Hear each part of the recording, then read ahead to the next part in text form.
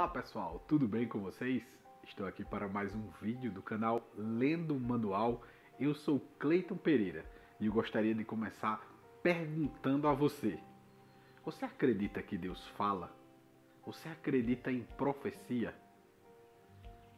Se você acredita, eu gostaria de demonstrar um pouco acerca deste conhecimento, deste fato.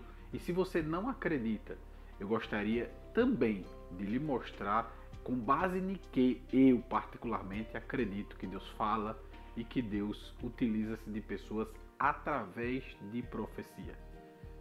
Vamos lá? Se nós olharmos na Bíblia, nós iremos perceber que desde a criação do homem, Deus ele se comunica com as pessoas, ele se comunica com o ser humano que ele criou conforme sua imagem e semelhança. Nós iremos ver no livro do Gênesis que Deus descia toda tarde para conversar no jardim, para dialogar com o homem. Após o homem errar, Deus o coloca para fora do jardim como punição da sua desobediência, mas mesmo assim Deus não deixou de falar, de se comunicar com o homem. Só que aí passou a se comunicar de uma forma diferente do que era no jardim, porque no jardim o homem não tinha pecado. E a partir do momento que o homem pecou, o separou de Deus. E aí Deus começou a solucionar o problema do homem, mas de uma outra forma. E aí é a forma que a gente acredita que Deus fala com o homem. Nós iremos perceber que, mesmo no livro do Gênesis, já fora do jardim, Caim e Abel decidem no seu coração de fazer um sacrifício para com Deus. E eles fazem um sacrifício para com Deus e Deus fala com Caim.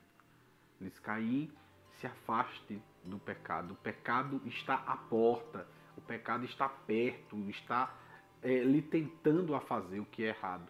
E nós iremos perceber um diálogo entre o homem e Deus, ainda que o homem estivesse à beira de pecar, à beira de cometer um erro. Deus estava ali comunicando ao homem, dizendo: olha, não vai por este caminho, porque este caminho vai te levar para o abismo, para o precipício ou para a perdição.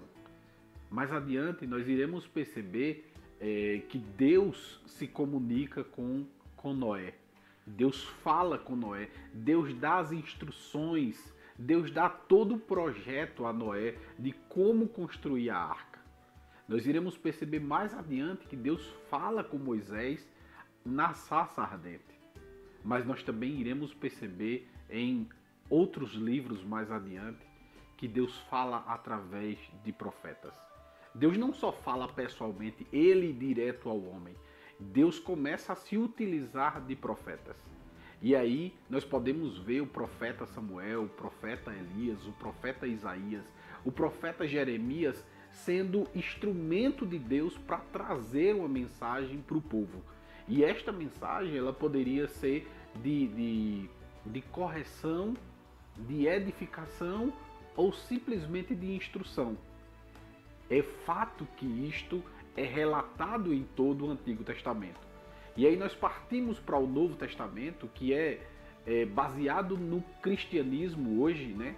A base central do cristianismo está no Novo Testamento, mas o verdadeiro cristianismo não abandona o Antigo, né? Nós acreditamos que a Bíblia ela se completa, ela se auto-explica, e aí nós vamos para o Novo Testamento. Nós abrimos o Novo Testamento e já vimos o maior dos profetas, dito pelo próprio Jesus, que foi João Batista. Mas aí nós estamos ainda antes do Testamento ser dado, né? Do Novo Testamento. O Novo Testamento só vem a partir da morte do testador. Então, tudo que a gente vai perceber nos evangelhos estão ainda no contexto do Antigo Testamento, visto que ainda se tinha sacrifício, ainda se tinha rituais, enfim, tudo que se praticava no Antigo Testamento. Mas após o testador morrer, aí a gente não vê mais a palavra profeta como se via no Antigo Testamento. Nós passamos a perceber que no Novo Testamento, a partir do momento em que Jesus ressuscita, passa a ser de um condicionamento diferente.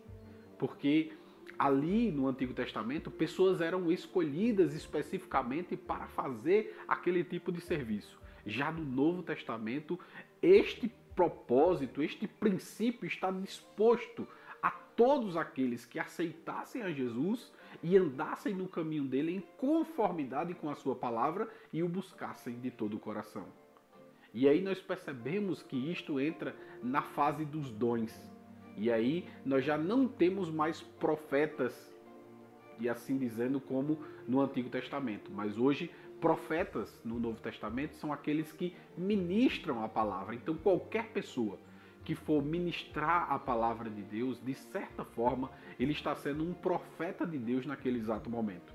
Não como era no Antigo Testamento, que Deus escolhia aquele, separava aquele para aquele serviço e ponto. É diferente hoje. E aí a gente precisa entender como é que a Bíblia descreve isto. E aí o apóstolo Paulo traz essas instruções muito claramente, né? Porque muito se vê hoje de erros nas igrejas por conta das pessoas não observarem a palavra, o que diz a palavra. Você vai perceber aí igrejas que hoje eu acredito que mais fazem vergonha do que trazem edificação. Igrejas que as pessoas saem voando, igrejas que as pessoas saem fazendo pirueta, dizendo que aquilo é o Espírito Santo. E o próprio apóstolo Paulo diz na carta aos Coríntios que se fosse para falar em línguas estranhas, por falar, quem mais falaria seria ele. Mas ele trouxe instruções. Instruções estas que descrevem como um crente, como um servo de Deus, como uma pessoa que serve, que segue a palavra de Deus, deve se portar. E aí o princípio é, não adianta eu falar milhões de palavras se as pessoas não entenderem. Não adianta eu dizer que estou profetizando para as pessoas se elas não entenderem o que eu estou falando. E aí vem justamente o princípio que o apóstolo Paulo diz. Se tiver que falar em línguas na igreja, que fale 2 ou 3. E se houver intérprete. Se não houver intérprete, esta língua só serve para a sua própria edificação. Então não precisa as outras pessoas saberem, não precisa as outras pessoas ouvirem a tua língua estranha. Não precisa as pessoas saberem que você fala língua estranha. Porque ela só serve para a sua própria edificação. Se ela só serve para a sua própria edificação, logo eu devo tê-la para mim mesmo.